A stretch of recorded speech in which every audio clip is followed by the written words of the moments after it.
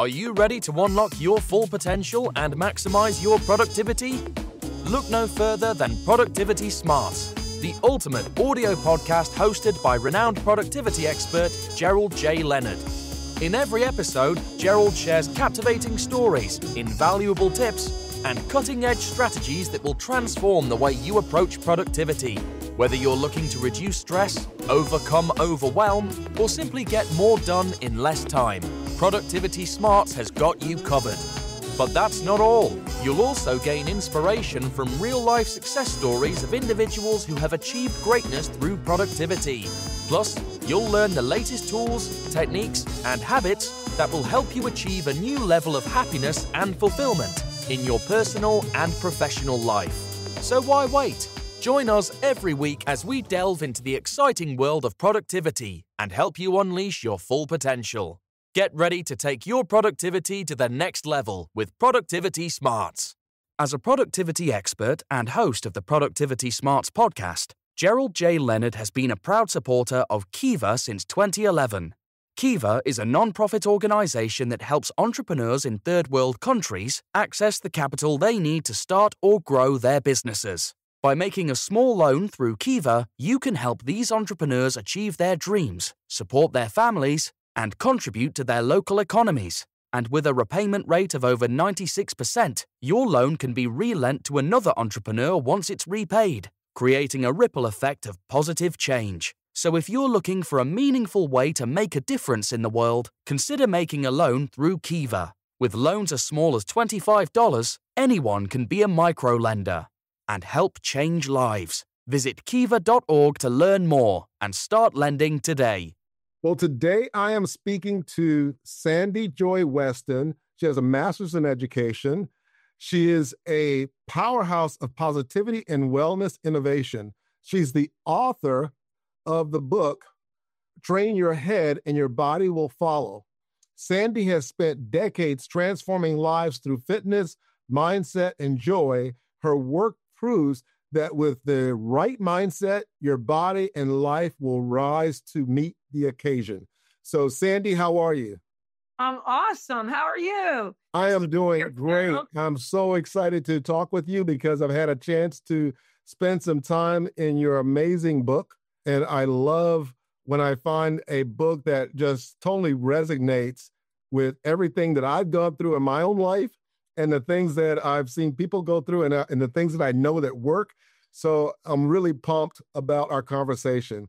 So before we get started, I have a couple of questions for you. And as a musician, I'm always curious, what is your favorite style of music? You know, I knew you were going to ask that. And I am so all over the place. But the one thing that I do have in common with everything, it's pretty much always has an upbeat message. I'm all over the gamut. You know, I don't care if it's jazz, hard rock, you know, it could be country. I do like dance music because I love to dance, right? I love it. Right. But I'm really about the message and how it makes me feel. So if it makes me feel, you know, pippy skippy, I'm all about it. Excellent. Now, do you have a favorite artist? I know you had a chance to train one. I know, Patti LaBelle. I bet was like LaBelle, right? And I really do like her music. But I also like Prince, and I also like Bruno Mars, and I also like Garth Brooks. Gotcha. That's great entertainment. They're all great, like Lady Gaga. Yes. Entertainment.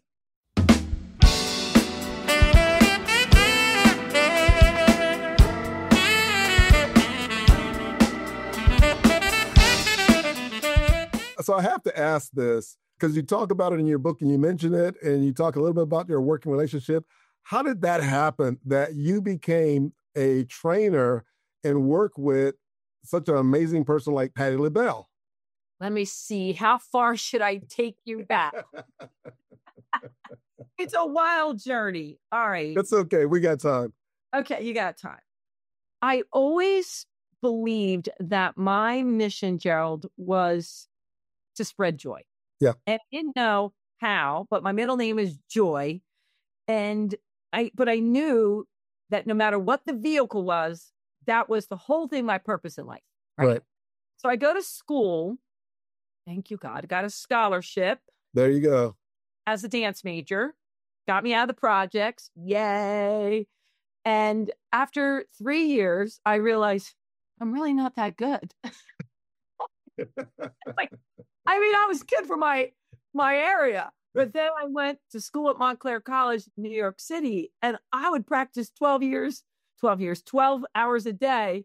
And the other dancers would come in after all night partying and they kick my butt. And I'd be like, Right. they were just, I didn't have what it took to be where I wanted to be on Broadway. So I took a year off. Okay. Once you're thinking, oh my God, everything's own. I'm not as good as I thought I was. I'm not going to make it on Broadway. But during that year, I pumped gas. I waitressed. And I decided that I was going to go back to school at Westchester, which was in Pennsylvania. Okay. And I focused on dance in their health and phys ed department. Okay. And what I realized is I loved dance and also the study of the mind and body and how it all worked together with the movement. Yeah. I never would have been brought there unless I took that year off. And then I'm like, oh my God, I really love this. But I still didn't think I was not going to be a dancer. I thought I'll just, run a dance studio or own a studio.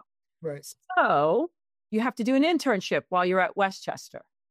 And I got put in the Bala Cynwyd area to teach fitness classes. Well, back then when they did aerobics, it was very sports oriented. So here I come in, Gerald, with all my dancey stuff. And what happened is we started designing and co-creating all these amazing fun classes that people loved coming to. Right. And during my internship. And again, I'm just there to serve the audience and spread joy. Well, what happened is all these people kept saying to me, you should come in my home and train me. And you should come home in my home and train my husband or my wife, people that didn't want to be out in the public so much or were in public eye, like Patti LaBelle. And I was like, are you sure? Because back then there weren't really trainers on East Coast, but they were willing to pay me a lot of money. I'm like, okay, I'll train you. I can make an adjustment. I'll make this work, And before I knew it, the word spread. I started one client after another client, and then they would tell the other client. And I think the thing, besides the fact timing is everything, is when I started, there weren't a lot of trainers, but also I really didn't, I'm going to say this in a nice way. I didn't really care who they were. Like, I wasn't impressed with the CEO of this. I love the Patti LaBelle, but it wasn't like I treated her just like the other person who you may not know. Right. And if I was showing up on your door, whatever time it was, and some of them would put notes out, Patti might have been known to do this. You know what I mean? Not today. I would keep bagging and bagging and bagging. Nope, I don't want your money. I came here to. And Patti LaBelle happened to be a phenomenal baker, so she would always want to sit and bribe me with muffins. It was so much fun, but we did end up working out and finding what she loved. She loved swimming and pool. But all my clients were that way. They realized that it was more important that they got the results and I treated them like everyone else.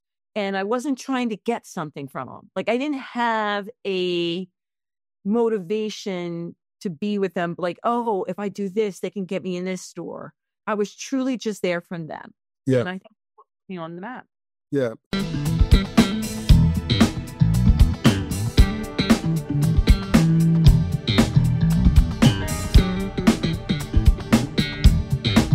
It sounds like an amazing story because you kind of alluded to it. It got you out of the projects. You kind of alluded to that. And, it's a wonder. And I won't spoil it because I really want people to read your book.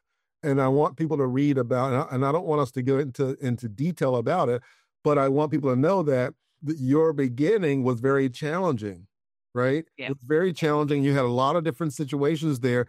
And that could have been an excuse to not become who you've become.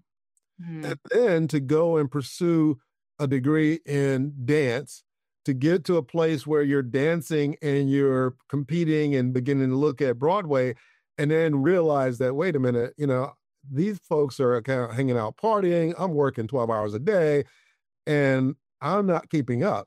Yeah. So there was a realization, which, a lot of us would look at as a obstacle or roadblock, but you actually turned that into a time of reflection and a pivot and an opportunity.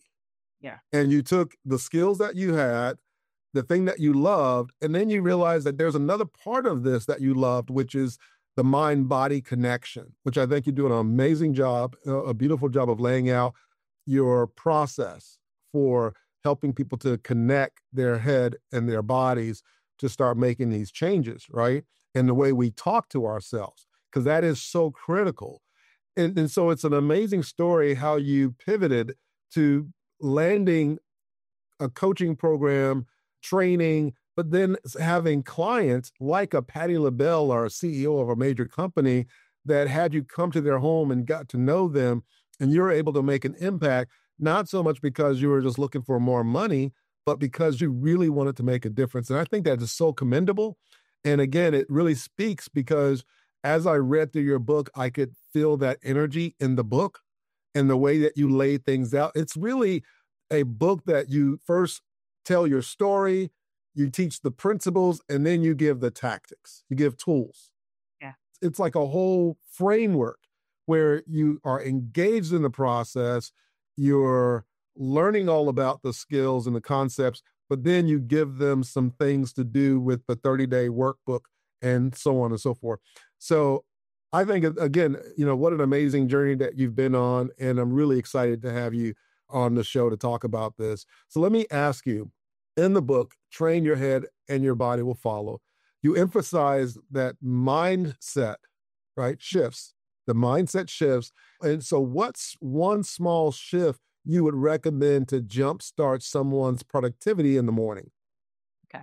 By the way, can you be my PR person? Because I've done a lot of podcasts and I host podcasts, and I don't think anybody said it quite as eloquently as you. I'm like, wow, I'm damn good. Woo. That was good stuff. Anywho, and by the way, here's the funny part, Joel. I want to just back up a second, and then maybe you could do in the morning. I was not going to write anything about my life in that book.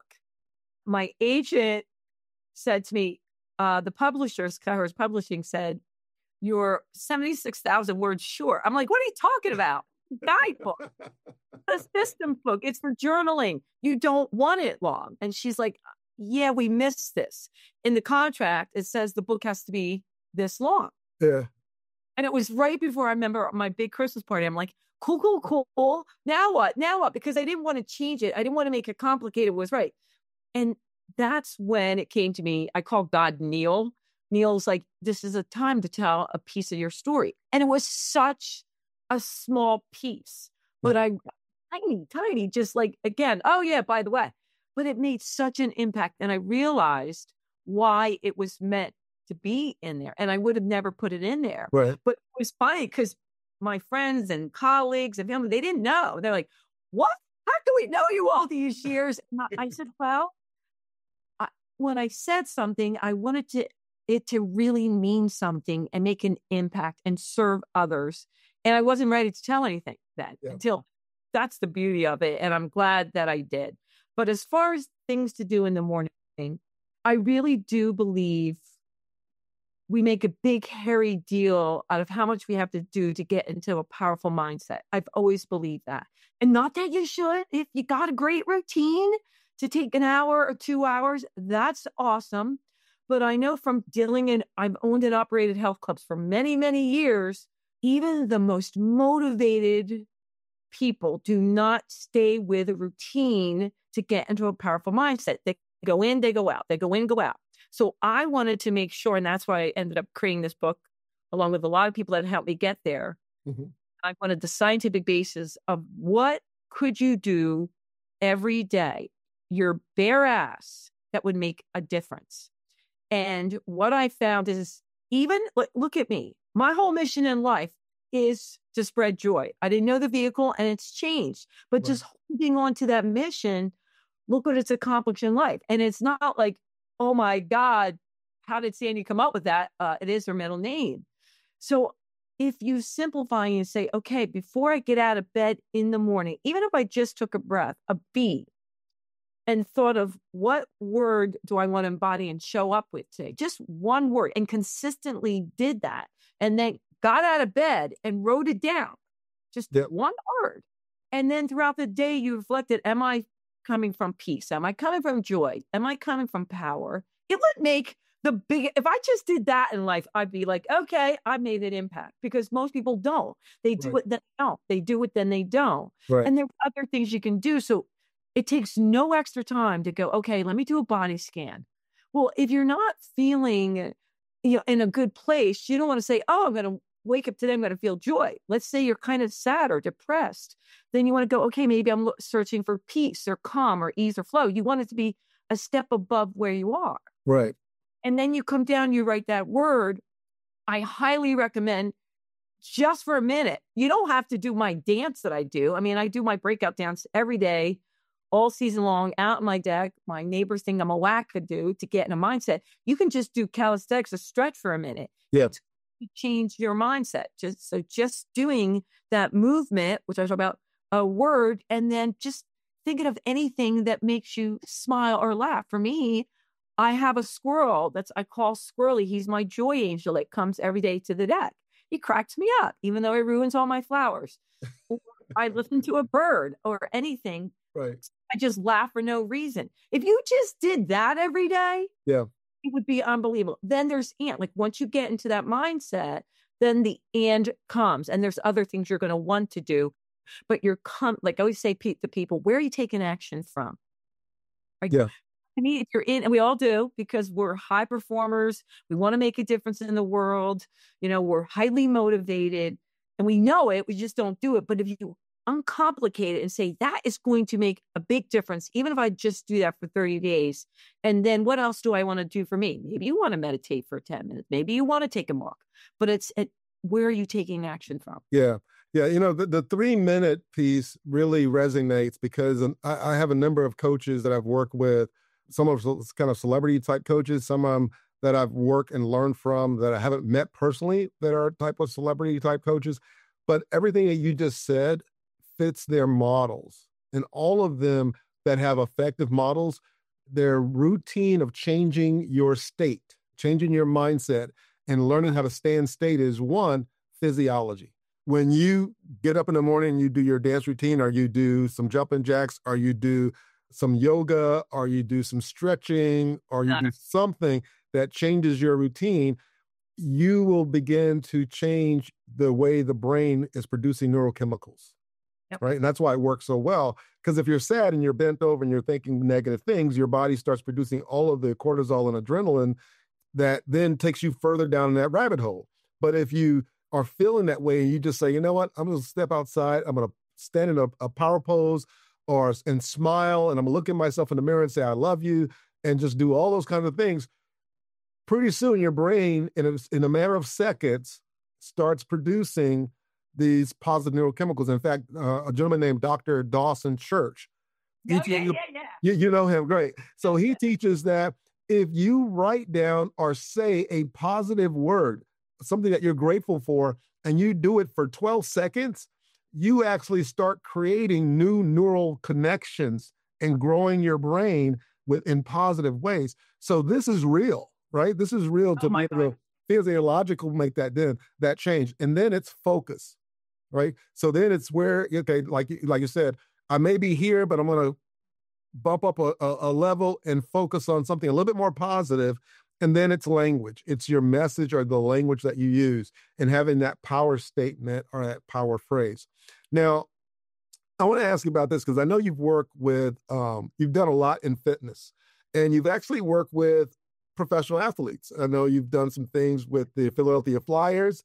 You've choreographed or done some things with I believe it's with the NBA. What an impressive resume. And we'll put all that in the notes and everything, that people can find you and learn about your programs and your books and your journal and so on. But, what is it that you've learned from these athletes that people who are maybe struggling or challenged with their mental and emotional health can learn from? So it's so funny that you say that, because when I first started to create these books and journals, everyone thought I was like cuckoo for Cocoa Puffs. Like they didn't get it. Now It's more mainstream. Even when I got booked, I would only get booked for my book tour out west. Nobody wanted, they're like, it's not going to work. You know what I mean? So then I realized if I shifted it and made it like, well, this is what the athletes do. You know what I mean? So I made it more sports oriented. Then I could get the people who wouldn't go to a yoga class, who wouldn't go to a meditation class, which is who wouldn't journal. And by the way, when I wrote this book, I was very fortunate enough to gather what I called the powers to be in a room to create the 1 to 3 minute page. I know it took me years to create it because I wanted to make sure it worked. And again, the science behind it. But I did have a positive psychologist, the Marty Selman group from University of Pennsylvania. I had neuroscience expert.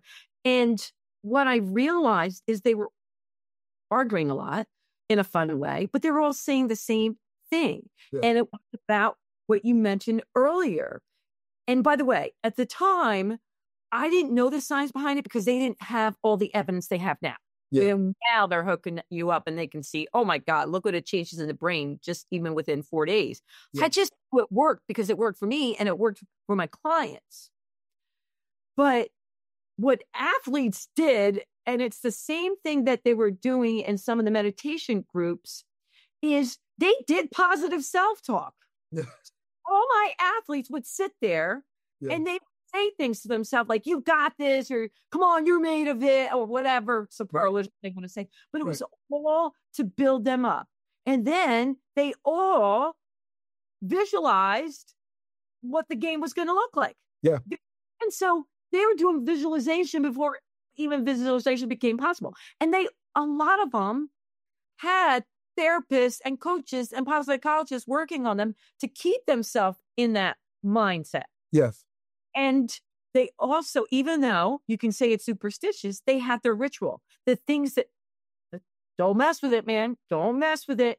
The bracelet, the tap. But really, it was just a ritual to set them in that powerful frame of mind. Yes. And so when I would watch these athletes do that and see what they were doing, and then I would compare it to the more spiritual people. And I'm like, the people that meditated, and the mindset people, and the positive psychologist people. And I'm like, they're doing the same thing in a different way. Yeah. Even when guys come into the weight room, and I was able to work with a lot of the flyers and my guys and how they trained in the weight room.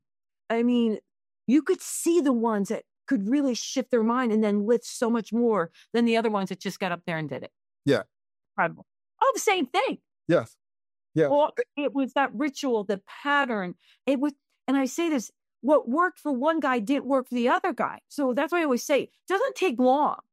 But that 1 to 3 minutes, it might be you're baking muffins, you're listening to jazz music, you're journaling. It doesn't matter. They all had, the most important thing I learned is it wasn't matter if it was 1 minute, 3 minutes, 2 hours. There was nothing more important than how they chose to show up. Right. All vehicles were different, but there was nothing more important.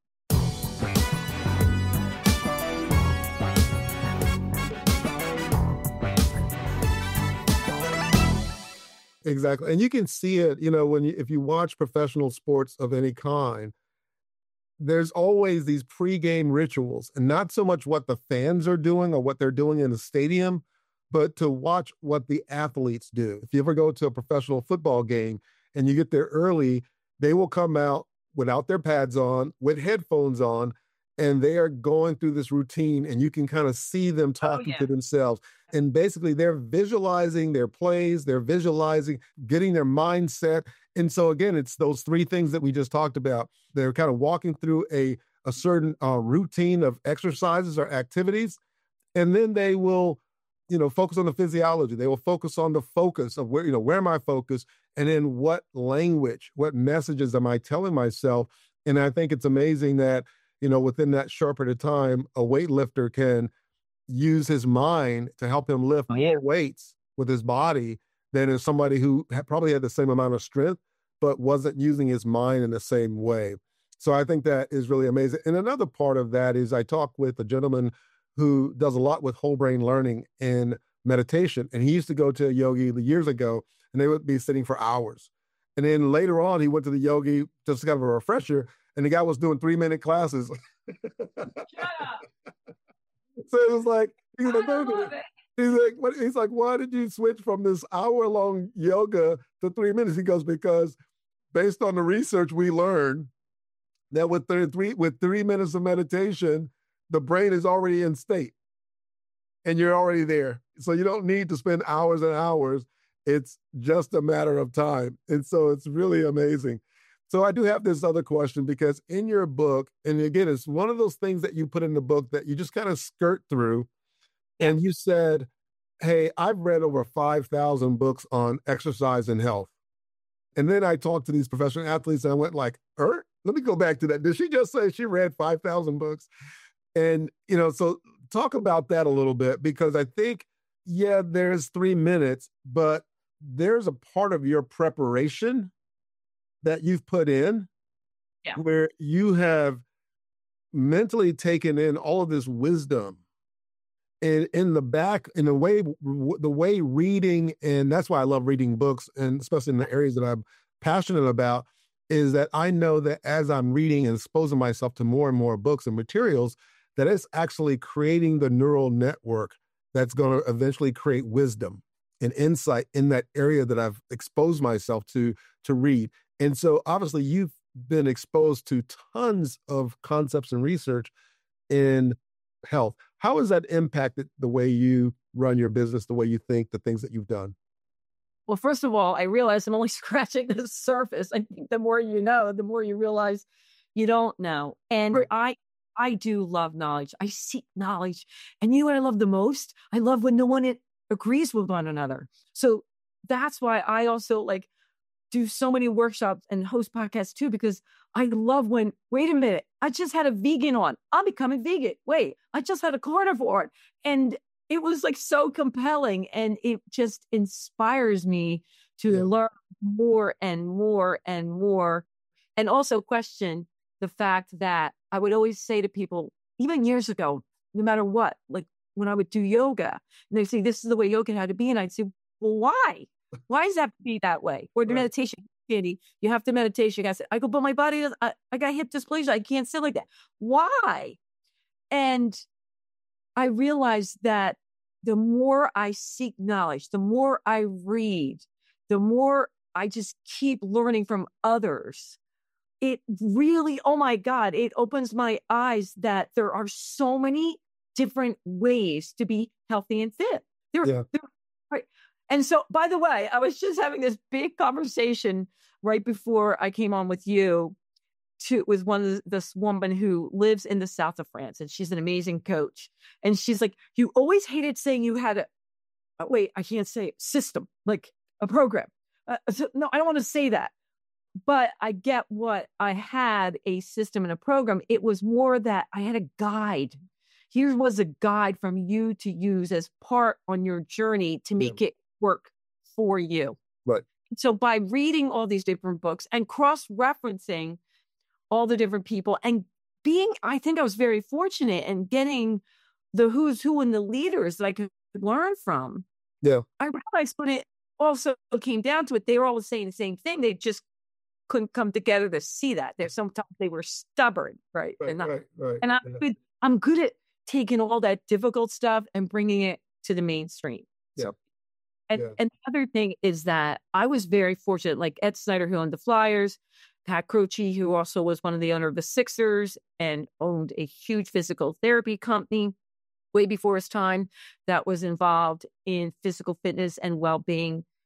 They believe, I had these mentors that believed in me, these people that saw something in me even before I saw it. And they said, you sit and you truly listen, and you may not do it, but you take it in. And how am I going to apply it in business? And there was just one after another I felt like Philadelphia's favorite daughter, because they were willing, because I took it and I applied it. And I think not just in books, but also in reading documentaries or biographies or autobiographies, I just feel like the luckiest human in the world. Yeah. At my fingertips. And what I always want to tell people is, even if you can just expand a little bit the way you think and think there's other possibilities out there, you will be so blessed. Yes. So blessed. Yeah, you've actually been exposed to and mentored by what I would call some amazing tour guides.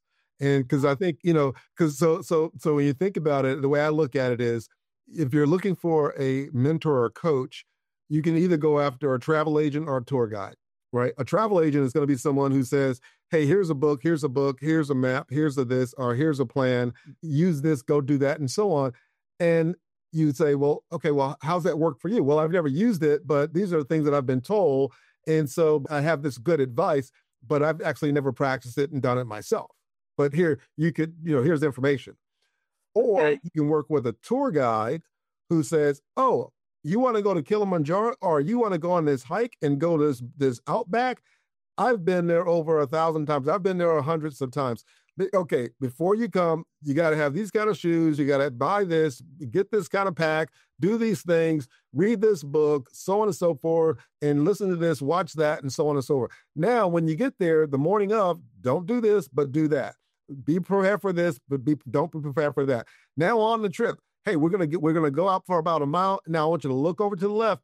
Nobody normally will show you this, but there's a beautiful scenery that nobody really pays attention to. But because I've done it 1,000 times, I've noticed that one little place that if you park right here, you can see something that nobody else can tell you about. That's a tour guide, right? Because they're taking you on this journey, and they've done it so many times that they have, from a intuitive standpoint, they filtered out all the garbage, and they know exactly where to focus, where to step, how to look, how to think, and how to position. And by you working with them, they've basically accelerated, right, your growth path. And I call it the concept of coaching on the HOV lane, right? If you're living in a high area with a lot of traffic, New York, Philadelphia, places like that, Maryland and so on and so forth. When you live in the rural areas of Alabama or someplace that they don't really have too many of those, but but up north they do. And it's called an HOV lane, a high occupancy lane. But you always have to ride in it with another person. You can't go by yourself. I like this analogy. You have to. It's my analogy now. So you got to give me credit. But here's the deal. If you want to go fast, go with someone else. And if you want to go far, go with someone else. Because when you're traveling and commuting in the HOV lane, everyone else by themselves is stuck in traffic. And it's a great analogy for life. They're stuck in life, trying to figure it out, trying to get through, and they're using technology. But even with the technology, you still got traffic. But if you're in the HOV lane, you're in this express lane, and you can listen to the radio, you can have the air conditioner on, you can put the windows down, you have a conversation, and you're going 60, 70 miles an hour while everybody else is going 20. Well, then, thank you for my tour guides. Exactly. And so that's your life is a beautiful example of what it's like to have, and the tour guides can be guides through books. Yeah. But it can also be real mentors, or they can be virtual coaches who are celebrities or people who have done a lot of things, and you may not physically meet them, but you're constantly learning from them. Yep. Always. And thank God for podcasts. There you go. It's a great way to share wisdom and insight and make a difference in people's lives. So let me ask you this, because, we're living in a time with AI. We're living in a time with a lot of upheaval when it comes to I'll just put it out there, politics and whatever else, right? There's just a lot of stress. How do you, or what advice would you give to someone who maybe is listening to this and they're not feeling the physiology in the morning, and I got to stretch and stand the power pose. I got to, say these positive things to myself. And, you turn on the news first thing and it's stress. You turn on the news at night, it's stress. I just lost my job because the government did this, or this happened, or I was really good in AI and then our software development, and this company laid me off, and I put in 15 years and blah, blah, blah, blah, blah. What would you say to someone to how to help them quickly, using your process in that 3 minutes, get into a better state and manage that stress on a regular basis? Well, first of all, I would say I totally get it, especially with some of the examples. There are going to be times in your life that you are feeling way more anxious because of what you said.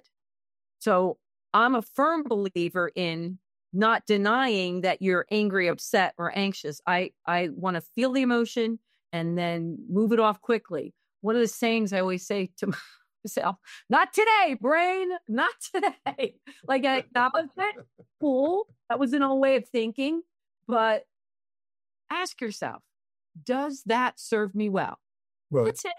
Will that thought serve me well? Will it get me to where I want to go?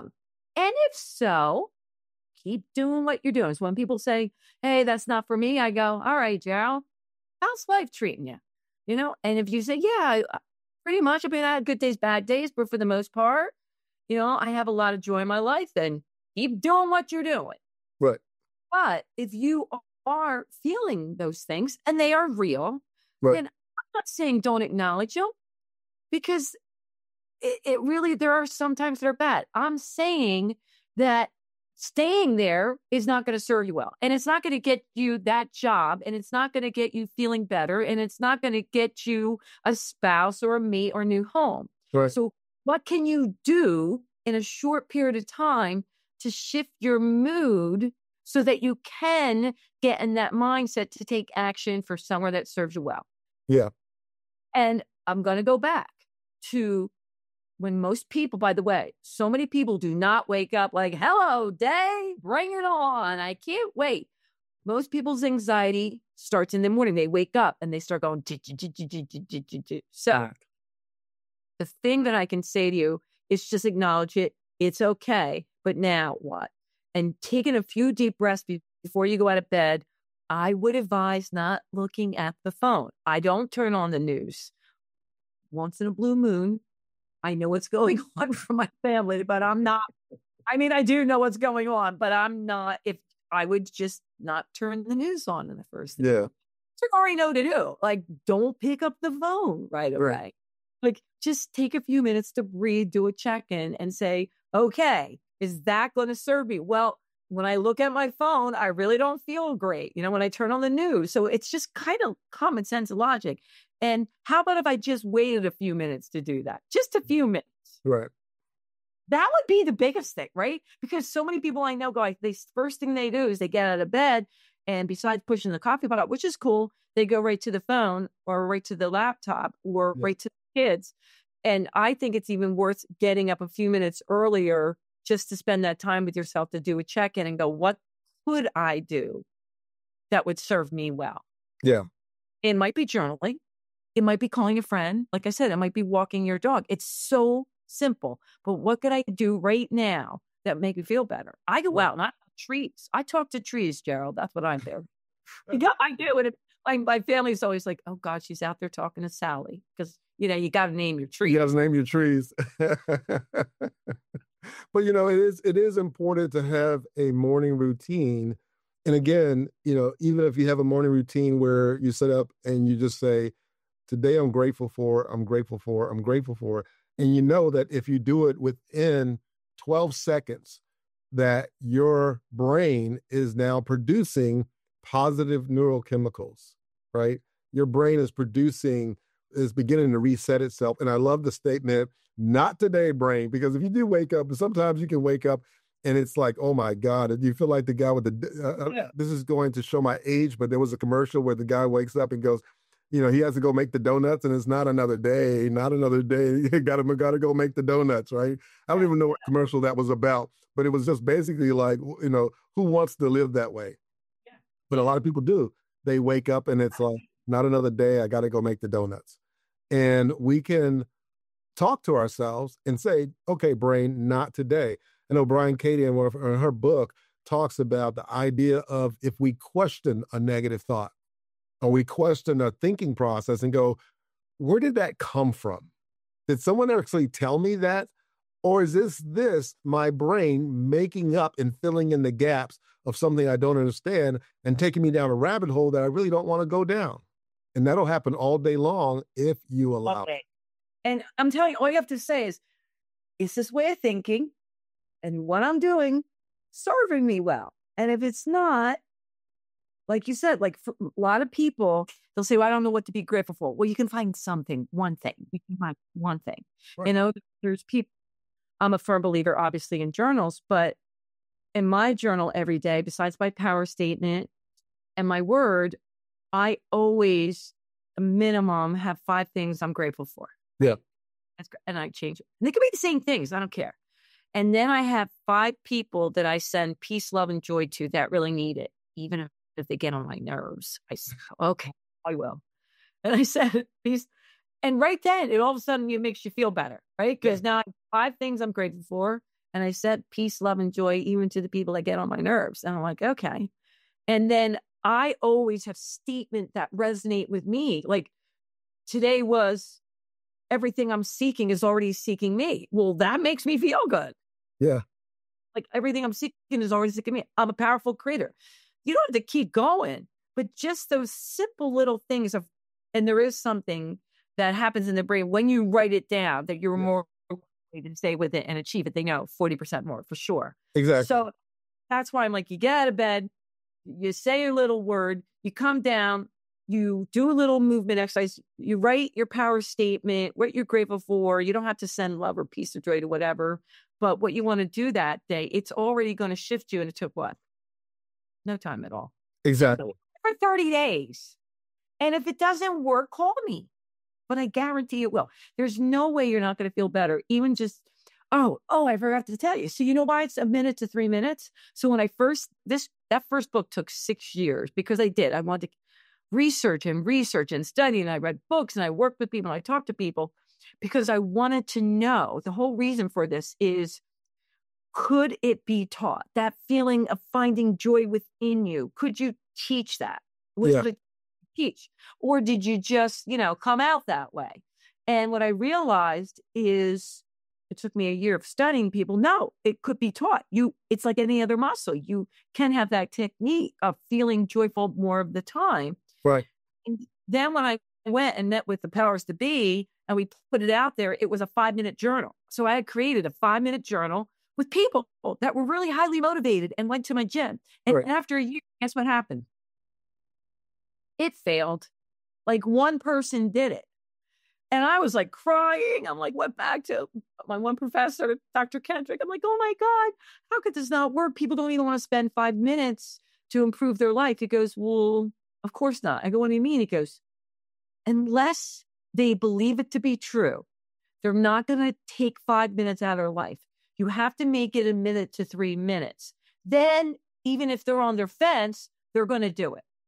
So if you make this journal a minute to 3, I'm like, why didn't you tell me that? He goes, well, we weren't sure. So I went back and made it because that way, if they're like, it might work, it might not work, they'll do it for 30 days. Yeah. And then it was successful. But after a year, I was like, what do you mean? I guaranteed that this one area of your life would improve just for 30 days. And they did. 5 minutes was too long. Yeah. Yeah. But it is crazy because you think 5 minutes is okay. It's 5 minutes. But when your brain is saying this is not going to work, it's resisting and so on, then anything over a minute or two, you're going to sabotage yourself. And that's exactly what was happening. But then when someone says, it's only going to take a minute, right? Write down, just start off the exercise and write down your power statement and write down one thing you're grateful for, and then do that for 10 days or do that for 30 days. And they go, you know what? I've been doing that and it only takes me 1 minute, but now I'm starting to feel better. And they're like there's real change because again, if it's over 1 minute, if it's over 12 seconds that they're doing it, their brain begins to change. And if they do it consistently, their brain begins to change. And so I could see why, now, hindsight. Yeah, hindsight. Doing something in 5 minutes for someone who is struggling with negativity and thoughts and is not aligned, that becomes a challenge. But even with someone who's in that state, doing something like that for 1 minute to 3 minutes is possible. And obviously your book and the things that you've done has proved it.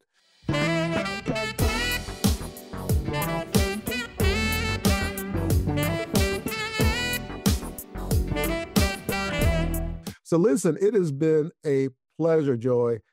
Sandy, to talk to you. And to learn about you, to read your book. I love the game plan concept. I love the exercises in the back. You can tell I read your book, and I really spent the time in it. And like I said, to really get to know you and to know the book. Where can people find you? Where can people learn more about you if they want to connect with you? And where can they get the book? So Sandy Joy Weston, Weston. I'm on LinkedIn, Facebook, TikTok, everywhere. They can go to my website, sandyjoyweston.com, and they'll find all the information, where I speak, the books. And the books can be bought on Amazon. And by the way, I think that might be in my background. I wrote after Train Your Head, Body Will Follow, I wrote a journal, your 30-day reset, because there are some people that just wanted the 2 journal books. Yes. Without it and just a short sit-up. So I did that. But I also, you got to tell your wife, I wrote Recess to Reset, which is for 8 to 12-year-olds. Oh, wow. Yeah. Okay. Because my publisher over COVID asked me to write something that would be for the younger group. Gotcha. And what? The adults are doing it. The Recess Reset, they love it so much. All my clients, my male and female clients are using it. So now I'm going to rework it to market towards them, but a similar type of book.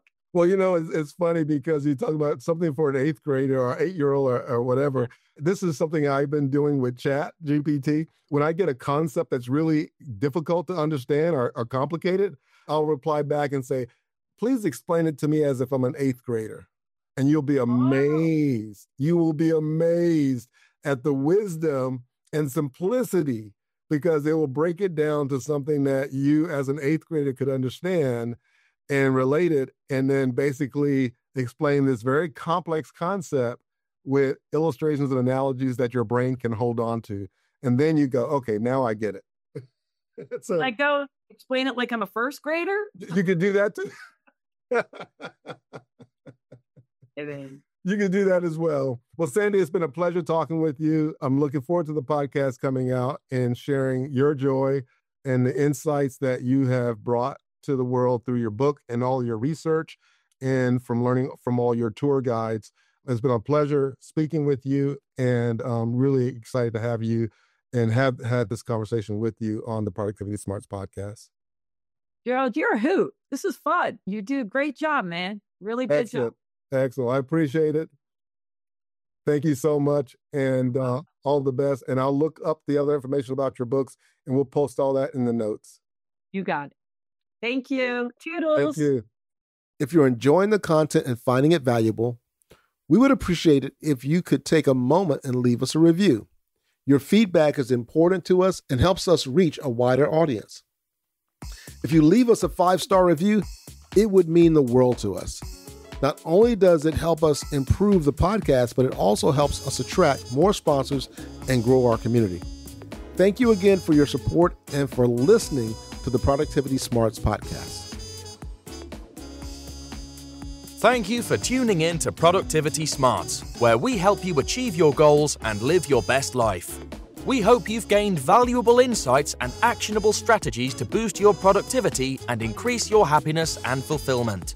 Remember to apply what you've learned and keep striving towards your goals. And if you haven't already, be sure to subscribe to our podcast for more inspiring episodes and expert advice from our host, Gerald J. Leonard.